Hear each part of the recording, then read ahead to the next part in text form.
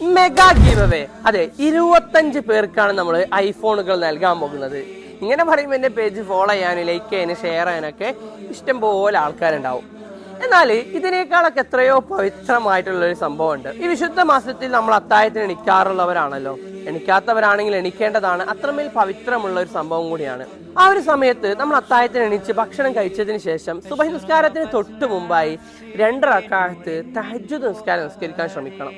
നമുക്ക് ഈ ദുനിയാവിൽ കിട്ടുന്നതിൽ വെച്ച് ഏറ്റവും പുണ്യമുള്ള ഒരു സംഭവം കൂടിയാണ്. നാളെ ആഖിറത്തേക്കും വലിയൊരു മുതൽക്കൂട്ടായിട്ട് മാറുന്ന ഒരു കാര്യമാണ്.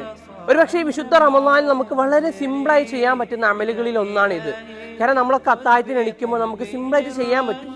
ഇതൊരു പക്ഷെ ഫോളോ ചെയ്താൽ റമദാൻ കഴിഞ്ഞാലും നമുക്കിത് തുടർന്ന് ചെയ്യാൻ പറ്റും. കാരണം നമ്മളെ രക്തത്തിൽ അത് അറിയാതെ അലിഞ്ഞ് ചേർന്നിട്ടുണ്ടാവും. ശരിക്കും നമ്മുടെ ജീവിതത്തിൽ വലിയൊരു മിറാക്കൾ തന്നെ ഈ തഹജ്ജുദ് കൊണ്ടുവരും. ഇൻഷാ അല്ലാഹ് ഇന്നു മുതൽ നമ്മൾ അതിനു വേണ്ടി പരിശ്രമിക്കണം. ഞാൻ അതിന് തൗഫീക്ക് നൽകട്ടെ.